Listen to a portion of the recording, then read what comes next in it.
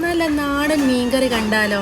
നത്തോലി മീനിലേക്ക് മുളക് പൊടി, മഞ്ഞൾപ്പൊടി, ഉപ്പുപൊടി 1/4 ടീസ്പൂൺ വീതം ചേർത്ത് മിക്സ് ചെയ്ത് മാറ്റി വെക്കാം.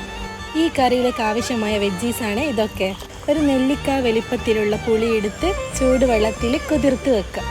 ഇഞ്ചി, വെളുത്തുള്ളി, ചെറിയുള്ളി ചതച്ച് കറി വെക്കുന്ന ചട്ടിയിലേക്ക് പച്ചമാങ്ങ, പച്ചമുളക്, തക്കാളി, കറിവേപ്പില പിന്നെ ചതച്ച് വെച്ചിരിക്കുന്നതും ചേർത്ത് ഇതിലോട്ട് മുളക് പൊടി 2.5 ടീസ്പൂൺ, മഞ്ഞൾപ്പൊടി 1/4 ടീസ്പൂൺ, ആവശ്യത്തിനുള്ള ഉപ്പും ചേർത്ത് പുളി നന്നായി പിഴിഞ്ഞ് ഒഴിച്ചെടുക്കാം. കൈവച്ച് നന്നായി മിക്സ് ചെയ്ത് ആവശ്യത്തിനുള്ള വെള്ളവും ചേർത്ത് അടുപ്പിലേക്ക് മാറ്റാം. അരപ്പ് തിളച്ച് വരുമ്പോൾ അതിലേക്ക് മീനിട്ട് നന്നായി ഇളക്കി 2 മിനിറ്റ് വേവിച്ചാൽ കറി റെഡി. വേറൊരു പാത്രം അടുപ്പിൽ വെച്ച് വെളിച്ചെണ്ണ, കടുക്, കറിവേപ്പില ചേർത്ത് കറിയിലേക്ക് ഒഴിച്ചു കൊടുക്കാം. ട്രൈ ചെയ്ത് നോക്കി എല്ലാവരും അഭിപ്രായം കമൻറ്റ് ചെയ്യും.